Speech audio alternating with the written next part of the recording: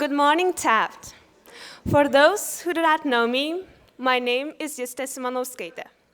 I'm a junior, and I came to Taft as a sophomore last year from my homeland, Lithuania. During these 2 years in the United States, I have come to understand that everyone is capable of making a change. Now, I am trying to become one of those people. I'm attempting to make a change by fighting for gender equality. The story that I'm about to tell you is very personal and important to me. By no means am I trying to make you feel sorry or pity me. My goal today is to reveal the unfortunate reality that we all live in. My life has truly been a roller coaster, going up and down every single day, experiencing those little joys and struggles of life. However, right before coming to Taft, my roller coaster shut down.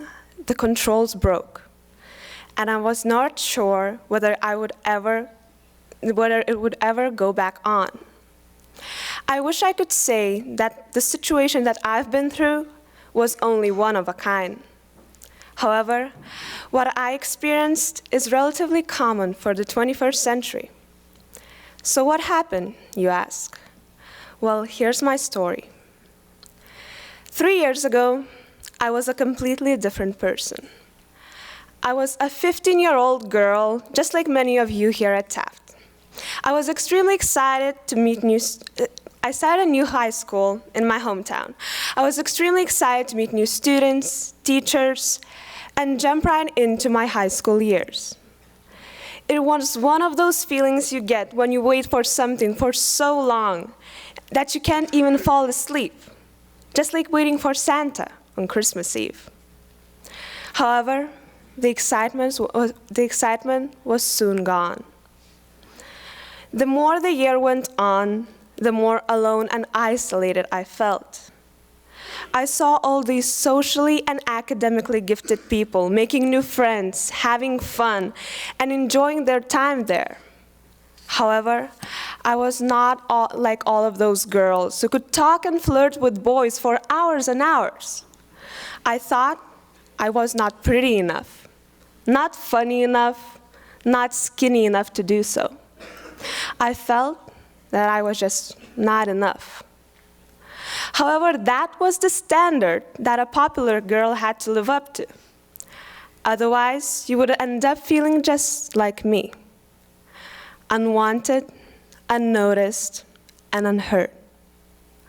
Up until December that year, my insecurities and thoughts were slowly killing me from the inside. Every day at school reminded me of a nightmare. Nevertheless, no one knew, because I smiled through all the pain and got used to the idea of being a nobody. As if that wasn't enough, one day my dad came back home with a new purchase that he was very proud of. A brand new scale, with the fancy options to calculate body and muscle weight, water percentage, and whatnot. Of course, he wanted all of us to try it out, my mom, my little brother, and me. My mom made the first step, and I followed. At that moment, as silly as it may seem, my heart and mind were torn apart. I found out that me, a 15-year-old girl, weighed 15 pounds more than a 40-year-old woman. That was it. That final factor was the last trigger that influenced my unfortunate, stupid, and unwise change, which has irreversibly altered my life. A year later, I was already facing the doom and consequences of anorexia. After the scale incident, I started by challenging myself to change my eating habits and began exercising on a daily basis, or what I called it, living a healthier lifestyle. I read all the articles and books that I could find about what was good for my body, when and what to eat, what to cross out of my diet.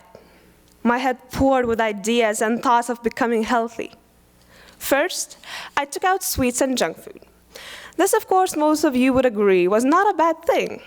However, after a month or two, this progressed into no bread, no fats, counting calories for every meal, and making every portion size as small as possible. Control, control, control, no cheating, and control. Those were the words that were always in my mind. I felt guilty for eating too much. I felt guilty for not exercising enough. I felt guilty if I ate something after 6 p.m. Nevertheless, the worst was yet to come, because I did not realize that my behavior was leading to a serious disease. I thought of this as a positive change, making myself healthy, feeling good about myself, becoming more confident about my body, because I felt that this was the only way to be recognized and noticeable. Months passed and I started seeing the results. My waist was slimmer, my legs were skinnier, my collarbone started pointing out of my chest. I was proud of myself. I was proud that I finally was approaching the accepted standard of a girl that I wanted to become. What was even more flattering were the compliments from my classmates, and especially guys, because they also noticed my shape change. Juste, you look so good. Juste, have you been working out? Juste, would you like to go out for some coffee sometime? For the first time, people recognized me. They wanted to talk, hang out, and spend more time with me. Therefore, after all of this positive feedback, I saw no point in stopping. However, I did not realize what I was doing to myself until the damage was already done. After a year, after living under my healthy rules, I started feeling exhausted all the time. My body temperature was never higher than 96 degrees Fahrenheit. My blood pressure was also very low, and my periods were gone. My parents were concerned. However, every time they said I was not eating enough, I responded, I am. You just never see me eat. Or I ate so much at school that I'm not hungry. And by so much, I usually meant 2 apples and a banana. All of this became even worse. It took me a while until I understood that maybe feeling cold all the time, drinking 10 cups of hot tea every single day, and not having the energy to stay up after 8 p.m. was actually not a good thing. This affected my mood, my academics, and most importantly, me. People around me started noticing that I was fading away. Day by day, there were less and less of me left, both physically and emotionally. However, I could not admit that something was wrong with me, and I wanted to prove that everyone else was wrong. So I looked up the symptoms of anorexia, that disease that people started to accuse me of, because they wanted to prove them wrong.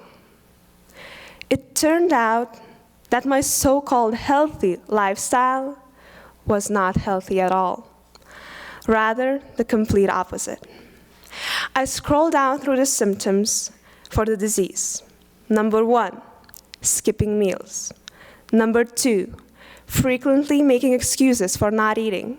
Number 3, lying about weight loss or the amount of food eaten. 4, adopting an extremely limited diet, including only a few safe foods. 5, cutting food into small pieces. 6, obsessively and repeatedly weighing yourself. 7, frequently checking in the mirror for flaws. 8, complaining about being fat. 9, wearing baggy clothing to hide small size. 10, excessive exercising, fatigue, and lack of emotion. I was shocked. I could identify myself with every single one of those symptoms. I felt as if someone was reading my mind. It took me a year to realize the devastating effects of my attempt to be socially acceptable. But by then, I was a 16-year-old girl who lost 40 pounds, completely damaged her health, and forgot what it meant to enjoy life. All the stress, anxiety, starvation, self-discipline, and exhaustion. All of that, for what? When I try to think of reasons why I had to change in this way, the only thing that I come up with is that I was trying to fit in. I was trying to live up to the standard of a woman that would be attractive and noticed by others. Even though I managed to recover, I managed to understand my mistake, and I had the willpower to change once again, only this time for the better. Unfortunately, after going through all of this, I am truly concerned and devastated that I'm not the only one. 1 in 5 women in the world struggle with an eating disorder. That means that out of the 296 girls at Taft, 59 are likely to be affected by this disease. In addition to that, 53% of 12-year-old girls feel unhappy with their bodies, and 73% of 17-year-olds feel unhappy with theirs. And 95% of people with eating disorders are from the ages of 12 to 25. What do all these numbers indicate? Probably the fact that my story is similar to many of those girls out there. The standards, however, are not only for body types. They are created for everything: social media, jobs, ethics, and much more. Therefore, the stories are endless. Women are raised to want to fill in the social roles in which society needs them. And unless we talk and become more aware of this issue, the outcomes are not going to be positive. As you may have all heard, I was screening a movie at Taft just a couple of weeks ago called Misrepresentation. Right after it, more than 30 students gathered and discussed the gender issues that we are facing today. Why is that so significant? Well, the more we talk and discuss, the more stories we share, the more aware we become of the current situation. Yes, you may think that Taft is like a bubble, isolated and far away from the issues and problems of the world. However, I would like to argue that actually our bubble just represents a smaller model of the bigger world around us. I guess I will only speak the truth when I say that the issue of stereotypical gender standards is present at Taft as well. Right now, I want everyone just to take a moment and think, how could we all prevent those stories from happening? How can we as a community make a change? What will it take us to get rid of those social standards? And how are they affecting each and every one of us personally? Just think. Today, my goal was to make you think and realize that we, all together, women and men, can make this environment a better place for all of us. We can stop the harm of unhealthy social standards, and we can make the change happen. That we can do by listening, admitting, and talking about the problems. My life may have been different if I had seen enough images in the society accepting me for who I am. I now clearly see that the roller coasters we all ride in and are controlled by us and influenced by others.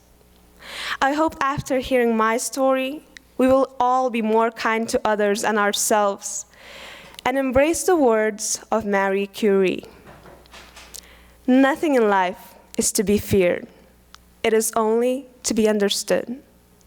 Now is the time to understand more so that we may fear less. Thank you.